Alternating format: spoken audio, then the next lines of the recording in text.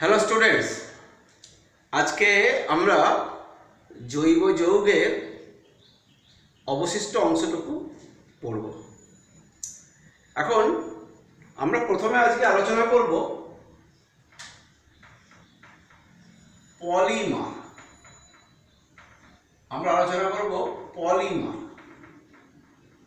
আমরা জানি পলি মানে বহু। তা ক্ষুদ্র ক্ষুদ্র সরল জৈব যৌগের অণু বিশেষ প্রক্রিয়ার সাহায্যে উচ্চ আণবিক গুরুত্ব বিশিষ্ট বৃহৎ অণু গঠন করে। তাহলে এই যে বৃহৎ অণুটা গঠিত হলো, এই বৃহৎ অণুটাকে বলা হচ্ছে পলিমার। আর ক্ষুদ্র সরল অণুটাকে বলা হচ্ছে মনোমার। তাহলে পলিমারের কথাটা আসতে গেলে আমাদের একটা আসছে মনোমার, তা থেকে আসছে পলিমার। মনোমার, পলিমার, এটা হচ্ছে সরল জৈব যৌগ, আর এটা হচ্ছে সরল এবং মানে ক্ষুদ্র ভর বিশিষ্ট। আর এটাকে বলা যেতে পারে যে জটিলই বলে দিই, জটিল। তাহলে অসংখ্য এন সংখ্যক অণু যুক্ত হয়ে পলিমার তৈরি করছে। তাহলে আবার বলছি যে কতগুলি জৈব যৌগের ক্ষুদ্র এবং হালকা অণু যে বিশেষ প্রক্রিয়ায় উচ্চ আণবিক গুরুত্ব বিশিষ্ট অণু গঠন করে, তাকে সেই প্রক্রিয়াটাকে বলা হচ্ছে পলিমারাইজেশন। আর যে অণুটা গঠিত হলো সেটাকে বলা হচ্ছে পলিমার। আর যে ক্ষুদ্র অণুটা অসংখ্য ক্ষুদ্র অণু যুক্ত হচ্ছে, যে ক্ষুদ্র অণু মানে ক্ষুদ্র এককটা, এটাকে বলা হচ্ছে মনোমার।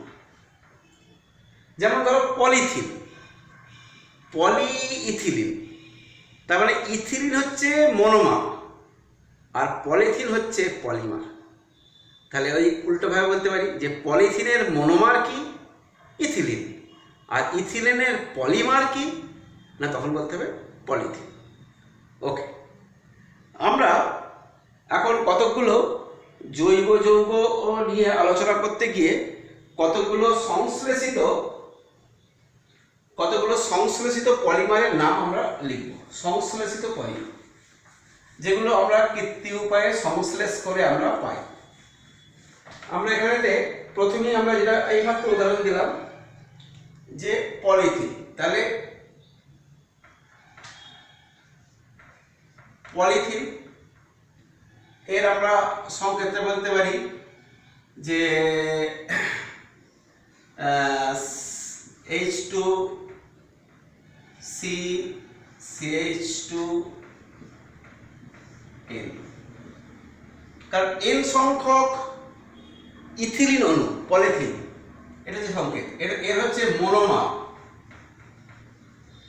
মনোমার কি হবে? H2CH2, এটা হচ্ছে ইথিলিন। আমি বোর্ডে সুন্দরভাবে লিখে দিচ্ছি ইথিলিন। তাহলে পলিথিন হচ্ছে একটা পলিমার, যার সংকেত হচ্ছে এটা, যার মনোমারের সংকেত হচ্ছে ইথিলিন C2H2। এ হচ্ছে পলিথিন। তাই পলিথিনের এগুলো ছোট ছোট কোশ্চেন আছে। পলিথিনের ব্যবহার কি বলতে পারি? পলিথিনের ব্যবহার হচ্ছে একটা হচ্ছে, প্রথমে বলতে পারি যে ক্যারি ব্যাগ, নকল। আমরা যদি বলি যে ক্যারি ব্যাগ বলতে পারি। তারপরে বালতি। 3 নম্বর হচ্ছে বোতল। 4 নম্বর হচ্ছে যে বৈদ্যুতিক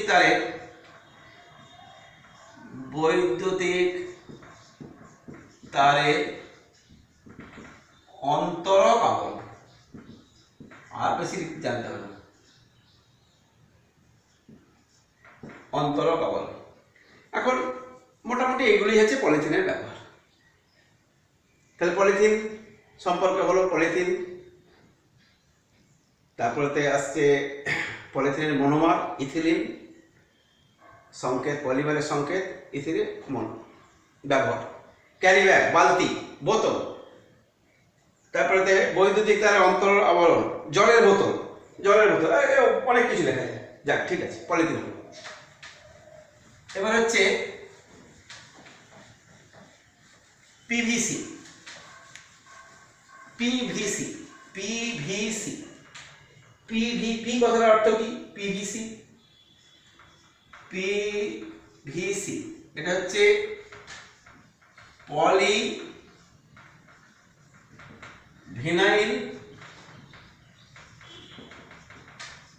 পলিভিনাইল ক্লোরাইড, পিভিসি। পিভিসির সংকেতটা হচ্ছে CH2 CHCl। এটা হচ্ছে সংকেত, তোমার N দিতে হবে। এটা হচ্ছে polymer, monomer, CH2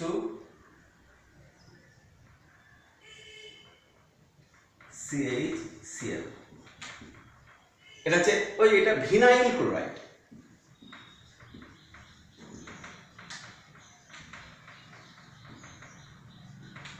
vinyl chloride, PVC. পিভিসির ব্যবহার 1 নম্বর। পিভিসির ব্যবহার হচ্ছে, প্রথমে হচ্ছে যে বলতে পারি যে নকল চামড়া। হ্যাঁ, নকল চামড়া, আমরা যে বেল্ট ফেল্ট ব্যবহার করি, এগুলো তো একদম চামড়া মানে থেকে নয়, নকল চামড়া।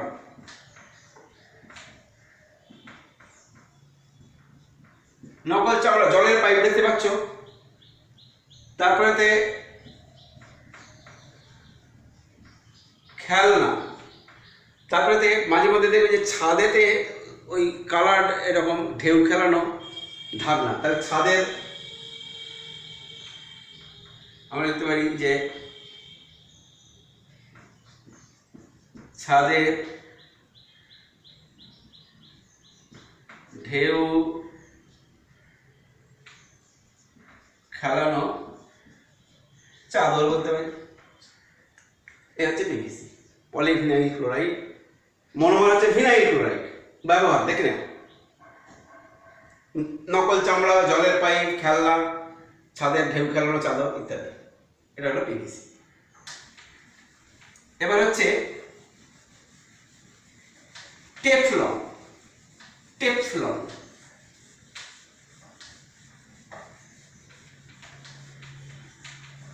টেফলন বলছি, টেফলন।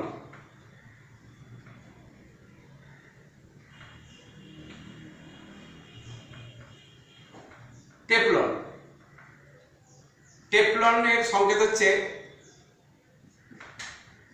F2C CF2N। এটা হচ্ছে টেফলনের সংকেত। অসংখ্য অণু বলেছি যে যুক্ত N, ওই জন্য N লিখেছি। টেফলনের monomer F2C CF2। Tetrafluoroethylene, tetrafluoro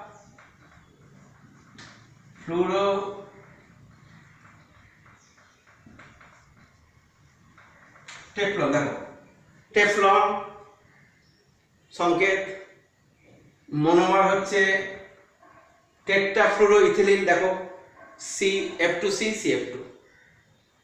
আচ্ছা, ব্যবহার কি? ব্যবহার গ্যাসকেট। গ্যাসকেট বিভিন্ন যন্ত্রাংশে যেখানে তাপ সংক্রান্ত কিছু সংযোগ থাকে, একটা যন্ত্রাংশের পর একটা যন্ত্রাংশ সংযোগ করা হয়, সেখানে আমরা গ্যাসকেট ব্যবহার করি। সহজে গলে যায় না গ্যাসকেট। গ্যাসকেট ননস্টিক, যে আমরা রান্নার পাত্র, ননস্টিক পাত্রে আমরা যে আবরণ, তাহলে ননস্টিক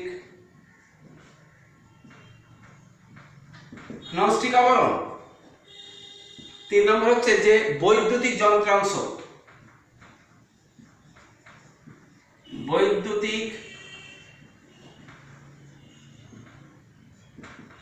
যন্ত্রাংশ। কেন না, এমনি টেফলন হচ্ছে তড়িতের কুপরিবাহী, সেই জন্য আমরা বৈদ্যুতিক যন্ত্রাংশ হিসেবে আমরা ব্যবহার করতে পারি। বৈদ্যুতিক যন্ত্রাংশ টেফলনের ব্যবহার।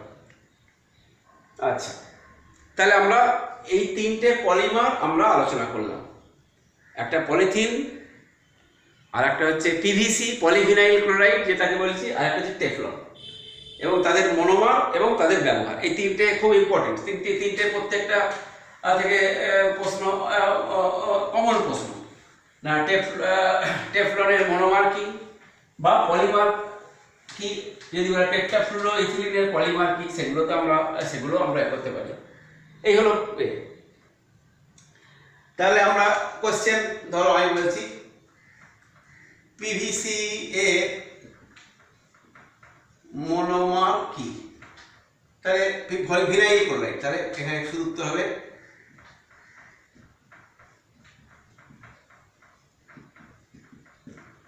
Vinyl chloride. উত্তর হয়ে গেল আনসার। একটা ব্যবহার দিই, পিভিসির একটা ব্যবহার, পিভিসি এর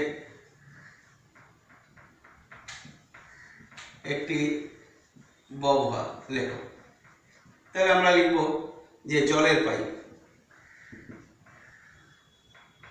ব্যাস মিটে গেল জলের পাইপ। আচ্ছা, এবার আমরা যেটা বলবো পলিমার। এই পলিমার আলোচনা করতে গিয়ে আমরা এই আলোচনাটা করে নিই যে পলিমারকে আমরা দেখি যে পলিমার কিন্তু অ্যাকচুয়ালি এগুলো তো কিছু বায়োডিগ্রেডেবল পলিমার, বায়োডিগ্রেডেবল পলিমার আর non biodegradable polymer. Biodegradable polymer, তাহলে বায়োডিগ্রেডেবল পলিমার, যে সমস্ত পলিমার মাটিতে অবস্থিত বিভিন্ন অণুজীবী ব্যাকটেরিয়ার দ্বারা বিয়োজিত হয়ে সরল অজৈব পদার্থ, এখানে পলিমার হচ্ছে জৈব পদার্থ, অজৈব পদার্থে পরিণত হয়। এখানে সাধারণভাবে কার্বন ডাইঅক্সাইড এবং জলে পরিণত হয়। এই ধরনের পলিমারকে বলা হচ্ছে বায়োডিগ্রেডেবল পলিমার। এই ধরনের পলিমারকে বলা হচ্ছে বায়োডিগ্রেডেবল পলিমার। যেমন আমরা বলছি পলিল্যাকটিক অ্যাসিড, 1 নম্বর হচ্ছে এক্সাম্পল। 1 নম্বর পলিল্যাকটিক অ্যাসিড, PLA, এগুলো biodegradable polymer. Polybutylene succinate, polybutylene succinate,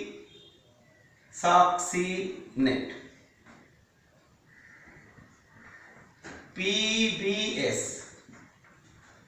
polybutylene succinate. Polythene adipate,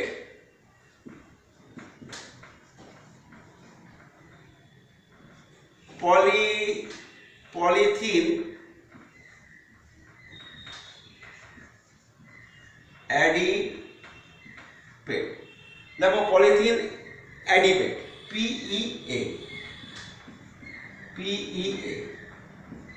এগুলো সবই হচ্ছে বায়োডিগ্রেডেবল পলিমার।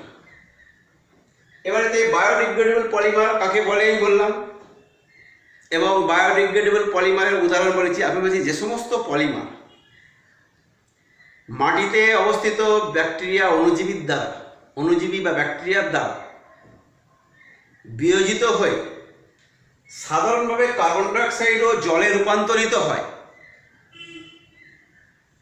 অজৈব পদার্থে রূপান্তরিত হয়ে গেল, সরল অজৈব পদার্থে রূপান্তরিত হলো, সেই সমস্ত পলিমারকে বলা হচ্ছে বায়োডিগ্রেডেবল পলিমার। উদাহরণ দিয়েছি, polylactic acid PLA, polybutylene succinate, PBS, আর পলিথিন অ্যাডিবেট PEA, এগুলো সব আছে বায়োডিগ্রেডেবল পলিমার। এইবারেতে আমরা যদি এইটাকে এবার বায়োর বদলে এবার নন বায়ো আমি ননটাকে লিখে দিচ্ছি, তাহলেই হয়ে যাবে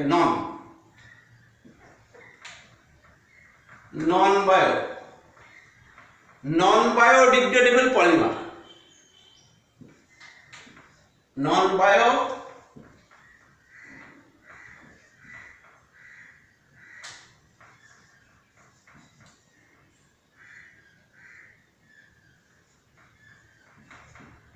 বায়োডিগ্রেডেবল যে সমস্ত জৈব অবিয়োজক ব্যাকটেরিয়া, জৈব অবিয়োজক পলিমার। জৈব বিয়োজক হচ্ছে বায়োডিগ্রেডেবল, জৈব বিয়োজক, জৈব অবিয়োজক।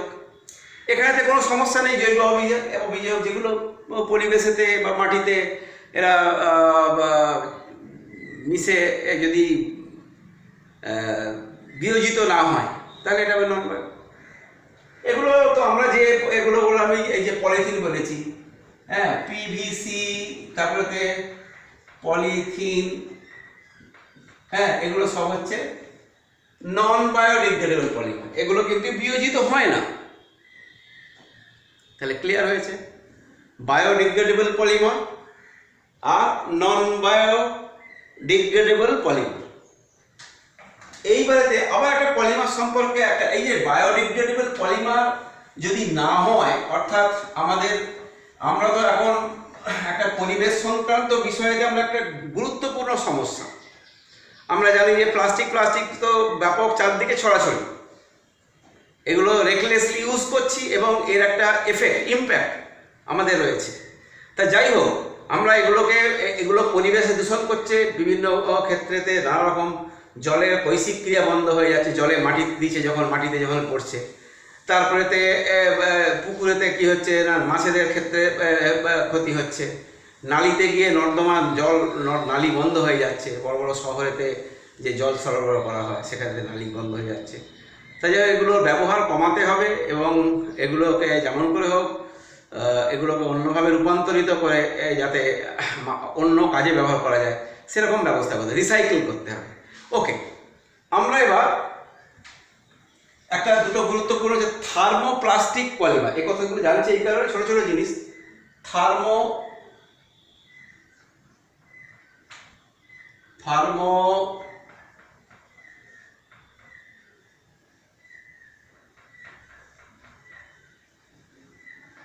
থার্মোপ্লাস্টিক পলিমার একটা, আর একটা হচ্ছে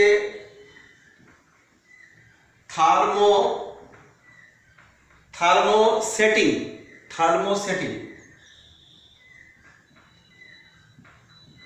খুব সুন্দর করে বলছি, পলিমার। থার্মোপ্লাস্টিক পলিমার একটা পলিমার, তার একটা বস্তু পলিমার। এই পলিমারগুলোকে হিট দিলে কি হয়ে যাবে, নমনীয় হয়ে যাবে, আবার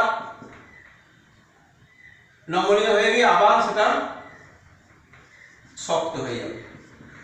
শক্ত পলিমার থেকে নমনীয় হলো হিট দিয়ে, সেটা আবার হিট অপসারণ করলে আবার শক্ত হয়ে যাবে। এটা বারবার হতে পারে, এটাকে বলা হয় থার্মোপ্লাস্টিক পলিমার।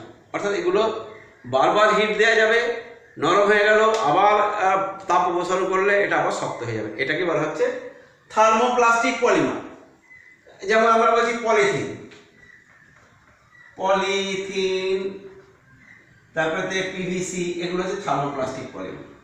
আর থার্মোসেটিং পলিমার হচ্ছে যে এই পলিমার, ধরো শক্ত একটা পলিমার আছে, নমনীয় হলো বাই মিনস অফ হিট, তাপ দিয়ে নমনীয় হলো,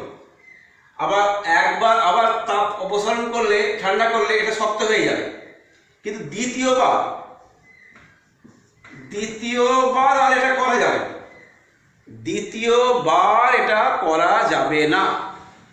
দ্বিতীয়বার এটা করা যাবে না। এই ধরনের পলিমারকে বলা হচ্ছে থার্মোসেটিং পলিমার, অসম্পৃক্ত পলিয়েস্টার। অসম্পৃক্ত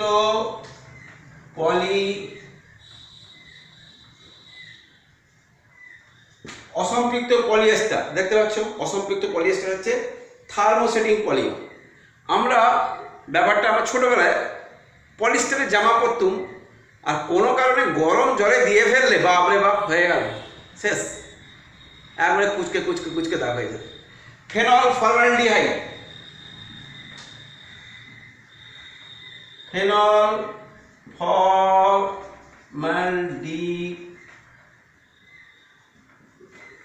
ফেনল ফর্মালডিহাইড এগুলো হচ্ছে সব থার্মোসেটিং পলিস্টার, অর্থাৎ একবার শক্ত থেকে নমনীয় হয়ে আবার শক্ত হবে, কিন্তু দ্বিতীয়বার আর কিন্তু হবে না। ওয়ান্স ইট হ্যাপেন্স, বারবার কিন্তু হবে না। ওকে, দেখো অসম্পৃক্ত পলিয়েস্টার, আমি এইমাত্র বললাম যে ছোটবেলায় পলিয়েস্টারের জামা পরেছি, একবারে খুব চকচকে একদম দারুণ লাগছে। এইবার বাড়িতে কি করেছি, গরম জল দিয়ে কাচতে হবে, কোনো কিছু কেচে দেখি যে ব্যাস একবার কুচকুচকে দাগ, আর তোকে সোজা করা গেল না, তখন কি হবে, মাথায় হবে। ওকে, তাহলে আমরা পলিমার সম্পর্কে, পলিমারাইজেশন, কয়েকটা সংশ্লেষিত পলিমার, তার ব্যবহার, তারপরে বায়োডিগ্রেডেবল এবং নন বায়োডিগ্রেডেবল পলিমার সম্পর্কে আলোচনা করা হয়েছে, আর thermoplastic polymer, thermosetting polymer, very important. মাঝে মধ্যে বলতে হয় প্রশ্ন, এখন প্রশ্ন মানে হচ্ছে প্রতিটা লাইন থেকে প্রশ্ন। ওকে, এইবার আমাদের পরের আলোচনার বিষয়টা আস্তে আস্তে দুটো বিষয় আমরা আলোচনা করব। খুব সুন্দর করে দেখো, শোনো, নোট করো। আমরা সংকেত তো আগে দেখো, CH3 CH2 OH, OH কিসের, অ্যালকোহল। দেখো মিথ ইথানল, এটাকে বলা হচ্ছে ইউপ্যাকে নাম, ইথানল। এটাকে এমনি আমরা বলছি ইথাইল অ্যালকোহল।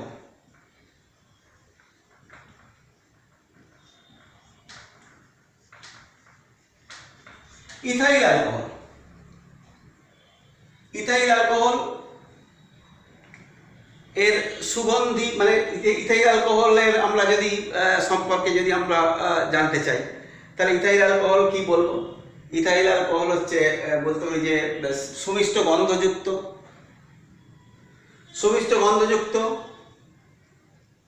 তরল পদার্থ, সুমিষ্ট গন্ধকে তরল পদার্থ, প্লাস্টিক, রজন, গালা, এগুলো ইথাইল অ্যালকোহলে দ্রবীভূত হয়। প্লাস্টিক, গালা, রজন ইত্যাদি পদার্থ ইথাইল অ্যালকোহলে দ্রবীভূত হয়। এখন এই ইথাইল অ্যালকোহলের আমরা কয়েকটা বিক্রিয়া করব।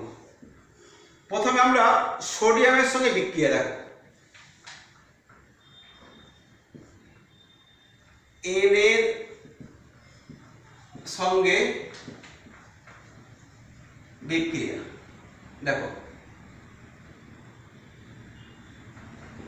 CH3 CH2 OH plus Na, সোডিয়ামের সঙ্গে বিক্রিয়া। সোডিয়ামের সঙ্গে বিক্রিয়া কি হচ্ছে দেখো, CH3 CH2 O Na plus H2, এটাকে বলা হচ্ছে সোডিয়াম ইথক্সাইড।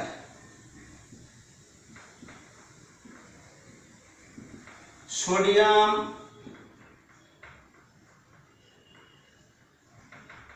ইথক্সাইড আর হাইড্রোজেন উৎপন্ন হচ্ছে। সোডিয়াম তীব্র একটা রাসায়নিক পদার্থ। সোডিয়ামের সঙ্গে বিক্রিয়া করে সোডিয়াম ইথক্সাইড উৎপন্ন হচ্ছে। দেখো ছবিটা, এটা ভালো করে দেখে নাও। এইবারেতে এটা 1 নম্বর ধরো, এটা 2 নম্বর।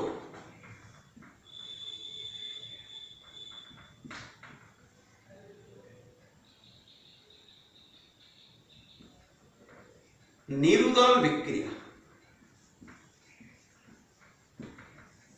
নিরুদন মানে হচ্ছে যে ইথাইল অ্যালকোহলের জলীয় অংশ বেরিয়ে যাবে, বেরিয়ে গিয়ে আমরা বিক্রিয়াটা দেখাচ্ছি। তাহলে এই যে CH3 CH2, দরকার নেই একবার লিখে দিচ্ছি, C2H5OH, গাঢ়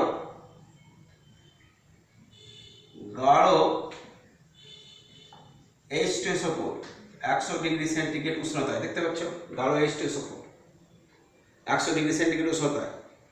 এখান থেকে এক অণু জল বেরিয়ে যাবে, বেরিয়ে গিয়ে হয়ে যাবে C2H5HSO4। এইবার এরপর 170 ডিগ্রি সেন্টিগ্রেড উষ্ণতায় এক অণু H2SO4, দেখো H2SO4 বেরিয়ে গেলে H2SO4 SO4 H2, তারপর একটা C2H2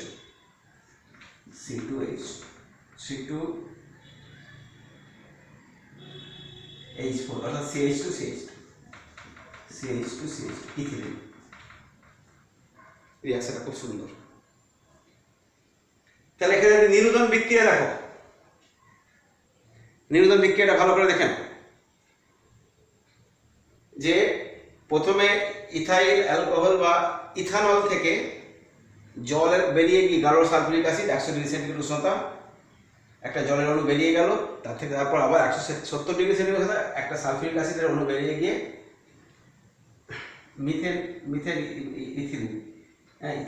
ইথিলিন যেটাকে ইথিলিন বা আমরা বলতে ইথিলিন বা ইথিনও বলতে পারি, ইথিন উৎপন্ন হচ্ছে। খুব সুন্দর একটি বিক্রিয়া। 3 নম্বর, এই সালফিউরিক অ্যাসিডের সঙ্গে আরেকটা বিক্রিয়া আছে অতিরিক্ত ইথানলের সঙ্গে বিক্রিয়া। অতিরিক্ত ইথানল মানে আমরা বলবো যে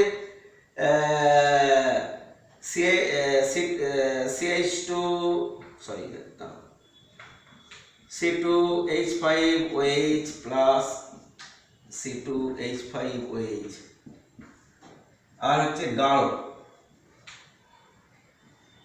গাঢ় H2SO4 আর 140 ডিগ্রি সেন্টিগ্রেড উষ্ণতায়। এই উষ্ণতায় বিক্রিয়াটা হয়ে যাচ্ছে। এখানে খুব সুন্দর বিক্রিয়া হচ্ছে কি, যে এই বিক্রিয়াতে দেখা যাচ্ছে যে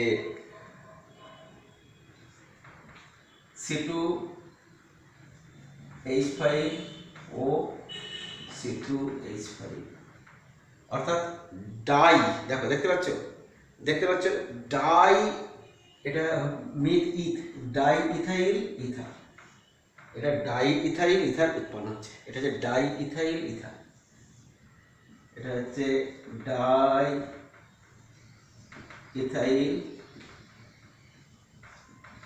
ইথাইল ইথার উৎপন্ন হবে। ডাই ইথাইল ইথার একটা বিক্রিয়া, সোডিয়ামের সঙ্গে সোডিয়াম ইথক্সাইড হাইড্রোজেন। আর নিরুদন বিক্রিয়া তাহলে আমরা বলতে পারি যে এই যে ইথানলের নিরুদনে কোন যৌগটি উৎপন্ন হয়, এই যে ইথিলিন। ইথানলের নিরুদনে এটা। আর অতিরিক্ত ইথানলের সঙ্গে গাঢ় সালফিউরিক অ্যাসিডের বিক্রিয়া 140 degree centigrade উষ্ণতায় die ethyl ether উৎপন্ন হয় আর জল উৎপন্ন হয়। ডাই ইথাইল ইথার ও জল উৎপন্ন হয়। রিঅ্যাকশনগুলো খুব সুন্দর করে মুখস্থ করে নেবে। ওকে, আমরা বুঝছি। আরেকটা বেরিয়াম সালফেট BaSO4। আমরা এই রিঅ্যাকশনটা ভালো করে তোমরা দেখে নাও, যে এই রিঅ্যাকশনটা ভালো করে দেখো। আচ্ছা, এবারে আমরা C2H5OH plus H3PO4 phosphoric acid. দেখো ফসফরিক অ্যাসিড এখানে হচ্ছে হিট, ফসফরিক অ্যাসিড এখানে হিট, মোটামুটি হিটটা বলতে পারি যে 200 থেকে 240 ডিগ্রি সেন্টিগ্রেড হতে। তখন এখানেও কি হবে জানো, এখানেও হবে CH2 ইথিলিন উৎপন্ন হচ্ছে। এখানে ইথিলিন উৎপন্ন হচ্ছে, এখানে ইথিলিন উৎপন্ন হচ্ছে, এখানে নিরোদিত হচ্ছে, জল উৎপন্ন হচ্ছে। আর একটা রিয়াকশন C2H5 3 হয়েছে, এটা 4 ধরো এটা 5, C2H5OH ধরো অ্যালুমিনিয়াম Al2O3 300 ডিগ্রি সেন্টিগ্রেড থেকে 350 ডিগ্রি সেন্টিগ্রেড উষ্ণতায়। এখানেও দেখা যাবে যে ওই CH2 plus H2।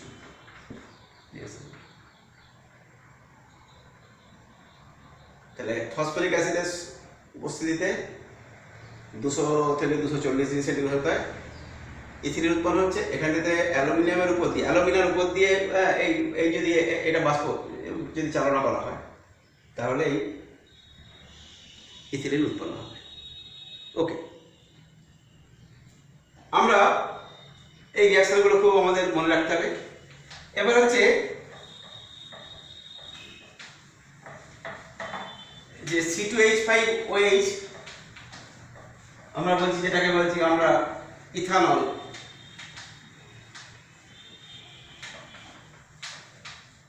ইথানলের ব্যবহার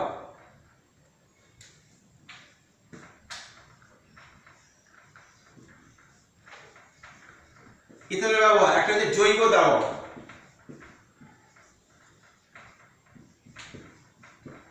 রং বার্নিশ এর কাজে। 3 নম্বর হচ্ছে যে জ্বালানি। এখন কিছু ইথানল মেশানো হচ্ছে, পেট্রোলের সঙ্গে কিছু ইথানল মেশানো হচ্ছে জ্বালানি হিসেবে, পেট্রোলের সঙ্গে ইথানল ব্যবহার করা হচ্ছে। তা যাই হোক, এই মোটামুটি আমাদের ইথানলের ব্যবহারগুলো আমরা মোটামুটি অল্প করে বললাম। এগুলো হলো। এবার হচ্ছে যে আমরা লাস্ট একটা আইটেম আমাদের এগুলোকে পড়তে হবে। একটা হচ্ছে এবার হচ্ছে যে একটা অ্যাসিড, জৈব অ্যাসিড CH3COOH, এটাকে আমরা ইউপ্যাকের নাম হচ্ছে ইথানোয়িক অ্যাসিড।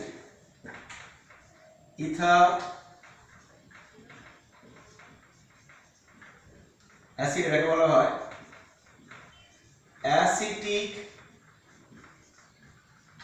অ্যাসিড। এটাকে বলা হয় অ্যাসিটিক অ্যাসিড, এটাকে বলা হচ্ছে অ্যাসিটিক অ্যাসিড। অ্যাসিটিক অ্যাসিড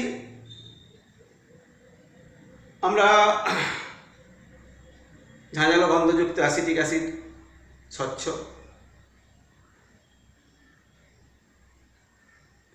এটাকে আবার ঠান্ডা করলে একটা কেলাসাকার পদার্থ, যেটাকে বলা হয় গ্লেসিয়ার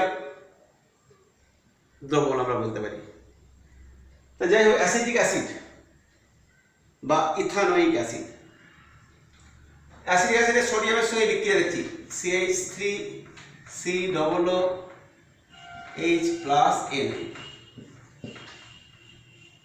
CH3COOH প্লাস Na।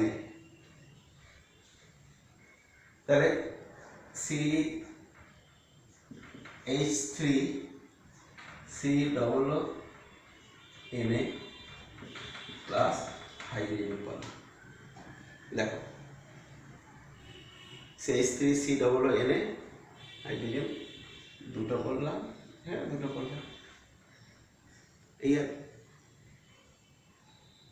এইবার আমরা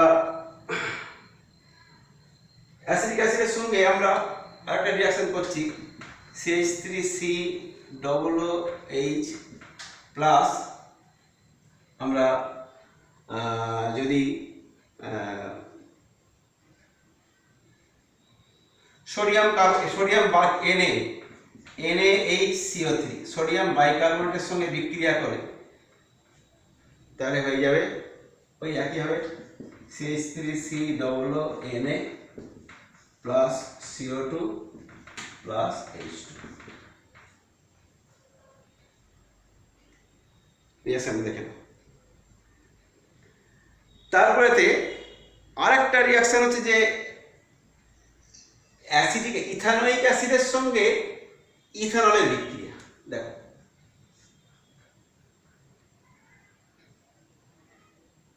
C2H5OH প্লাস CH3COOH। দেখো বিক্রিয়াটা দেখো, বিক্রিয়াটাতে কি হয়, কনসেন্ট্রেট এখানে H2SO4 লাগবে, এখানে গাঢ় H2SO4 লাগবে, H কনসেন্ট্রেট গাঢ় H2SO4, গাঢ় H2SO4, আর এখানে তাপ দিতে হবে। তাপ দিলে কি আমরা পাবো, এখানে আমরা তাপ দিলে পাবো C2H5O CH3 plus H2, C2H5O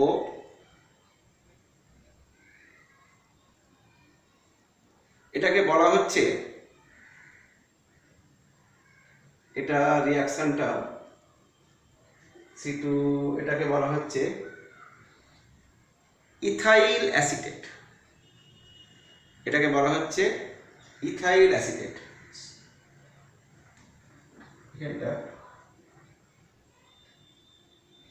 COOCH, C2H5COO CH3 ethyl acetate, এটাকে বলা হচ্ছে ইথাইল অ্যাসিটেট, ইথাইল অ্যাসিটেট লবণ উৎপন্ন হচ্ছে।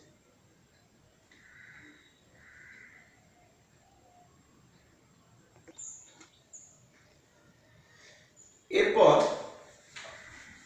আমরা প্রায় আলোচনা শেষ পর্যায়ে চলে এসেছি।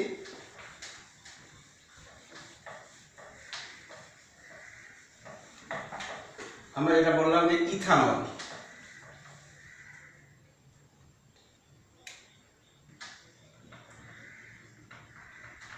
ইথানল C2H5OH, ইথানল 95.5% C2H5OH ইথানলের দ্রবণকে বলা হচ্ছে, এটাকে বলা হচ্ছে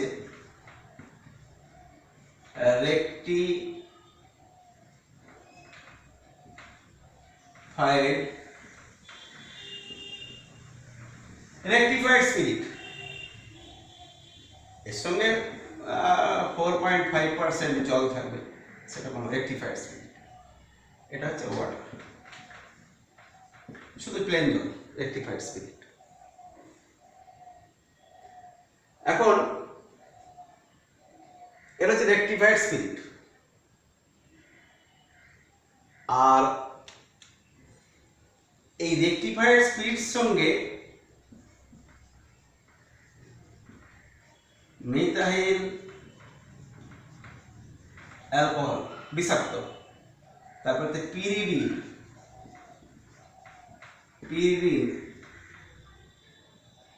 ন্যাপথা, তাহলে মিথাইল অ্যালকোহল, পিরিডিন, ন্যাপথা এগুলো মিশিয়ে এটাকে বলা হচ্ছে ডিনেচার স্পিরিট। এটাকেও বলা হয় মেথিলেটেড স্পিরিট, একই কথা।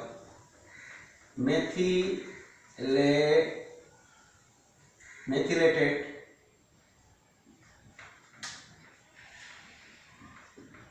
স্পিরিট, তাহলে ডিনেচার স্পিরিট আর মেথিলেটেড স্পিরিট একই ব্যবহার। স্পিরিটের ব্যবহার হচ্ছে যে বার্নিশের কাজে, একবার কমন বার্নিশের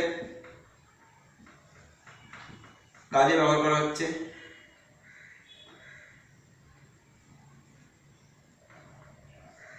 বার্নিশের কাজে 2 নম্বর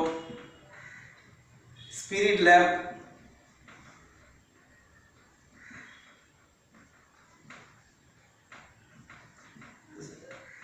স্পিরিট ল্যাম্প হিসেবে ব্যবহার করা হচ্ছে। এই হলো ইথানলের রেকটিফাইড স্পিরিটটা সাধারণভাবে বিভিন্ন অপারেশনের কাজে জীবাণু মুক্ত করার জন্য রেকটিফাইড স্পিরিট ব্যবহার করা হয়।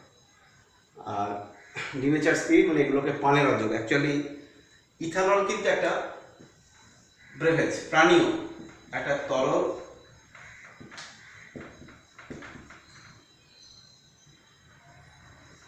উত্তেজক পানীয়, তরল উত্তেজক পানীয়। সাধারণভাবে এই তরল উত্তেজক পানীয় গ্রহণ করলে কিন্তু আমাদের একটা নার্ভা কেন্দ্রীয় স্নায়ুতন্ত্রের একটা একটু ঝিমুনি ভাব আসে।